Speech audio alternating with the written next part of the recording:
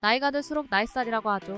이 나이살이 고민이신가요? 나이가 들수록 호르몬의 양이나 신체적인 활동성이 줄어들어 살을 빼기가 힘들어지죠. 그러면서 내장지방 빼는 식품이나 제품을 찾는데 시간과 돈을 낭비하고 계신 분들을 많이 봤습니다. 우리의 몸과 정신 상태와 운동 능력, 그리고 먹는 양 식습관을 객관적으로 점검해 볼 필요가 있습니다. 이 영상을 보신 후에는 여러분에게 큰 동기부여가 되어 있을 것입니다. 그럼 지긋지긋한 뱃살과 이별하는 습관에 대해 알아볼까요? 잠깐 구독과 좋아요, 그리고 알람 설정하기 누르시면 다이어트 및 건강 정보를 가장 빠르게 받아보실 수 있으니 놓치지 마세요. 첫 번째, 살이 찌는 체질에서 빠지는 체질로 바꾸는 획기적인 방법. 당신의 질병 위험성과 건강을 위해 내장지방의 축적은 신중히 살펴봐야 할 문제입니다. 내장지방은 각종 장기 사이에 위치하며 꾸준히 쌓일 경우 지방 조직이 장기 조직 사이로 침투하고 이소성 지방을 형성합니다. 이소성 지방은 단백질 분해를 억제하고 인슐린 저항성을 유발하는데 이는 당뇨병, 고혈압, 심혈관 질환 등의 질병 위험을 증가시킵니다. 내장지방의 높은 수치는 또한 간 질환, 대사증후군, 각종 암 등의 질병 위험을 증가시키는 것으로 밝혀졌습니다. 내장지방은 대사질환에 매우 중요한 역할을 하는 것으로 밝혀져 복부 비만이 다른 부위의 비만보다 대사질환과 연관성이 더 높은 것으로 알려져 있습니다. 따라서 건강한 삶을 위해서는 적정 수준으로 유지하는 것이 중요합니다.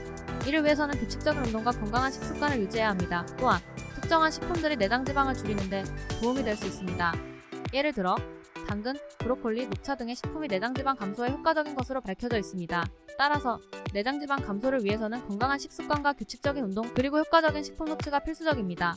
예측할 수 없는 식사와 과도한 간식 섭취는 식습관의 불규칙성을 유발하여 우리 몸의 대사 기능을 방해하고 이로 인해 지방 쌓임이 증가하는 것으로 알려져 있습니다.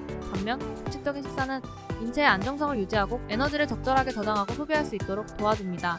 특히 단식을 하는 습관은 비축한 에너지를 소비할 수 있는 좋은 기회가 됩니다. 식사를 하는 시간을 제외하고 12시간 이상 단식을 하는 것은 인체 내 물질 대사를 촉진시켜 체내 에너지 소모를 촉진시키는 데 도움을 줍니다. 또한 하루에 먹는 횟수를 최대한 줄이는 것도 중요합니다.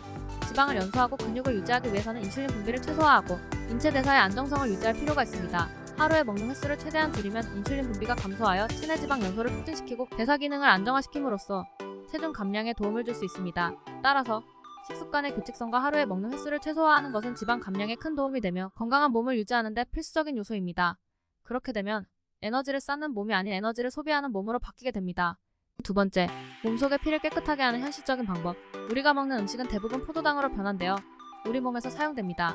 그리고 혈액 속에 있는 포도당의 양을 일정하게 유지하는 역할을 하는 인슐린 호르몬이 있습니다. 하지만 단순당이라고 불리는 밀가루 음식, 초콜릿, 사탕, 단 음료 등은 소화가 빠르게 되고 혈당 수치를 급격하게 올리는 특징이 있습니다.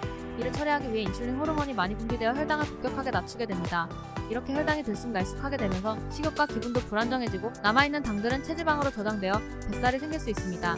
따라서 정제 탄수화물은 적게 먹어도 자주 먹으면 살이 찌기 쉽고 많이 먹으면 더 살찌는 음식입니다.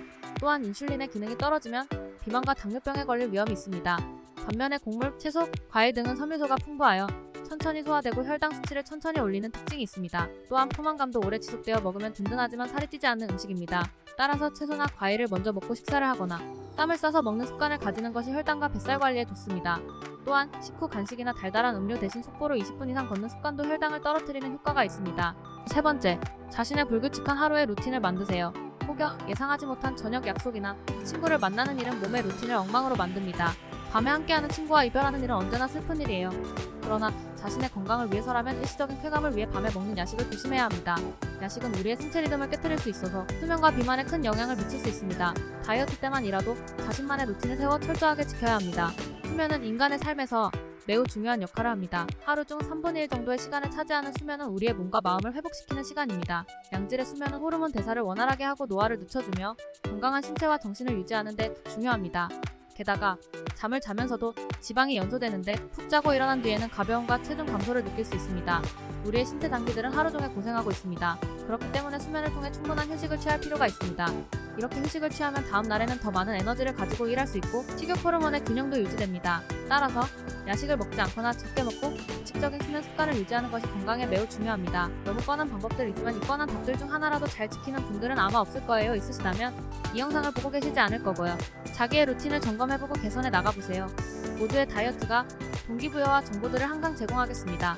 이번 영상이 도움이 되셨다면 구독, 좋아요, 알람 설정까지 해주시면 감사하겠습니다.